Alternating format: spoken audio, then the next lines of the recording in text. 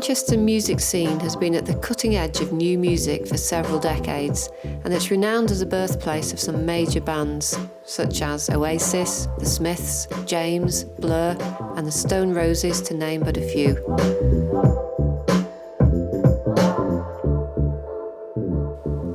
But the history of music in Manchester goes way further back than that.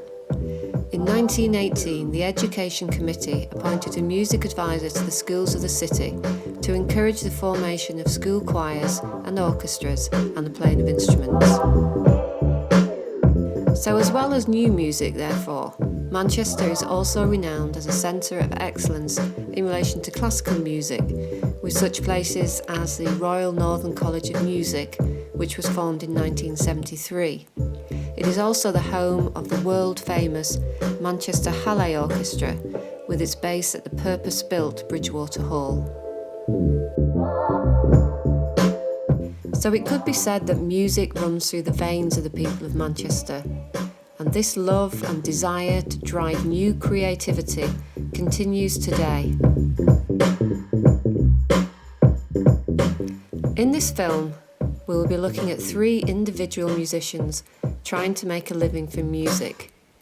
We will be finding out what motivates them and where this elusive desire to create and perform comes from, how they deal with success and failure, and whether this pursuit of music makes them happy or not. And does it really matter which? How far will they go to satisfy this desire, and at what cost? Music isn't something like that I just like, it's almost a need. I probably don't go a day without singing. It's just one of them things. Performed at the Royal Albert Hall in London, doing backing vocals for a friend of mine, Don Major, and then I've performed in like little bars, cafes. You know, like I've performed in Rag and Bone in Warrington, which is just like a small bar. So it really just ranges, just anywhere. I think it's quite hard, probably getting noticed, because you know, if ever I've been to like open mic nights or something, there's so many good singers and artists and bands, and you just think, oh my God, am I gonna, you know, it does have, you have that kind of doubt in yourself, like, oh, there's so many good people. But I guess that's like that with anything really. You just got to really, you know, try and have a uniqueness about you so people really notice you and remember you. My relationship with music is a codependent one, I think we both help each other. Originally I wanted to be a doctor, so Mum and Dad were quite pushy, like, in the sense, not pushy, that sounds bad, but they were, you know, saying, go to college, go to uni, get a medical degree, then you can do your drums on the side, sort of thing. But eventually I was like, no, I need to be doing drums full time. So they kind of said, are you sure?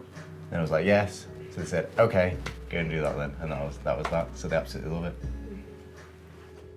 I get a lot of inspiration from Bonobo, Onra, Fat Freddy's Drop, just because of the grooves and the feels they have. Like that for me, it works for me, so it inspires me to try and not be like them, but use similar kind of techniques and that kind of thing. So it's, you know, it's all about finding inspiration which works for you and kind of inspires you to make the music that you make. Never really, kind of get frustrated, but you never want to give up. I think if you wanted to give up, then you're not in the right game. I think it should be a case of kind of, if you ever get low in music, I think it's because you maybe just kind of frustrated at not being where you want to be at. Whereas you need to then try harder rather than give up. I don't think giving up sounds. It's just instinctive, and I kind of do a lot of the things in my life based on instinct and a feeling. It's something that's always been strong, and I think when you have such an instinctive feeling like that, you can't help but do it. So I don't think I would be me without the music element. It just doesn't make sense that, you know, to be me without music. I love the Manchester music scene. I mean, I've never lived in another city, but compared to different cities, the Manchester music scene is got such a nice community feel to it. So everybody supports each other, everybody helps each other out. And when you kind of get one foot within the industry and you start to learn to know more musicians, you realise how small it is. So you realise that that drummer plays for 3 different brands and that singer's a backing singer as well as this. But there's a really nice community feel to it. Everybody supports one another, everybody goes to people's nights. It's really nice feeling when people kind of tell you that they like the music that you make and they've enjoyed your performance. I think as a musician, you always are your worst self-critic. So you're always kind of critiquing everything that you do, and I'm rarely satisfied with what I do. But when people do come up to you or say that was really good, it helps you, especially when it's taken you a while to break through the barrier of putting it out. And because it's obviously very close to your soul, what you write and what you do, and it's very personal, it is nice to have somebody to kind of confirm that what you're doing, you know, you're on the right track at least anyway. On the face of it, 3 very different people, but they have one thing in common: the need to perform. If passion, determination and resilience is what you need to succeed in this business, they can't fail.